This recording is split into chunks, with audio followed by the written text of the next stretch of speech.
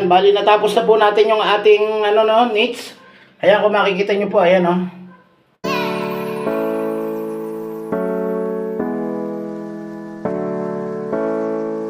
po ang gagawin natin natapos na natin lahat itong tiles na to. Ito na po ang gagawin natin, bali sila natin siya yung mga gilid at syempre yung pinagtabasan nito, ayan, pinagtabasan niyan ay ito, sasalpak natin sa loob pati doon sa kabila. Ito yung pinagtabasang isa. Tara.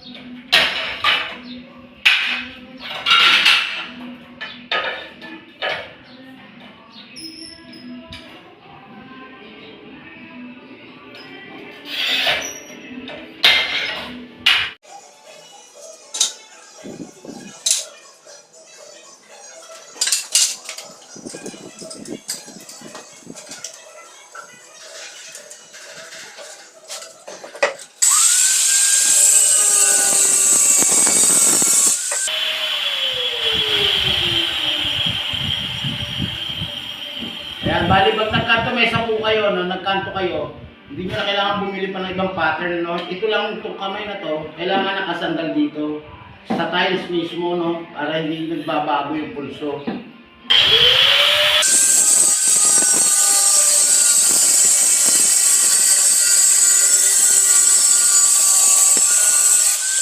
Okay na. Siyempre pagtapos po natin ma-45, tanggalin po natin yung talim, Bali, papalitan po siya na natin ng talim. Ito po ay 885, Tapos ang grades niya ay ano 60. Marami pong nabibili nito sa Shopee. Pwede pong 120, pwedeng 80, pwedeng 100. Ito po 60 para mas malakas po kung makapudpud. Kasi hindi po pwede natin isaga dahil mahubungin po yung tiles, ano.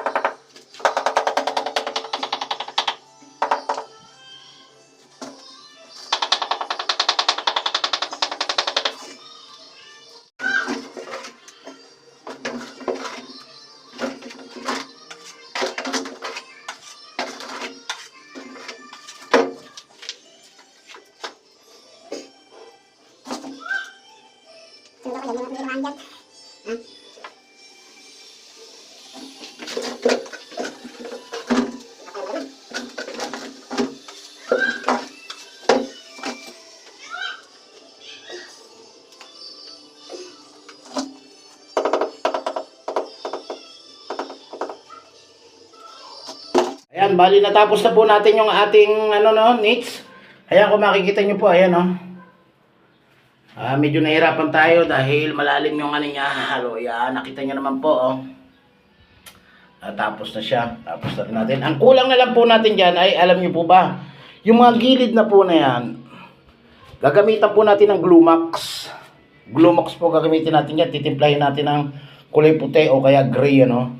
Pero mas maganda puti. Ayan, nakita nyo na po yung ilalim. Ayan, ganyan po. Yan lang po yung pinaka gagamitin natin huling-huli dyan. I-update po namin kayo pag nakabili na kami ng Glue Max. Yun po ay mabibili sa Shopee, no? Tandaan nyo po, sa Shopee nyo lang po mabibili. Yun po ay ginagamit sa mga granite. Katulad po ng pinanghasa natin yan.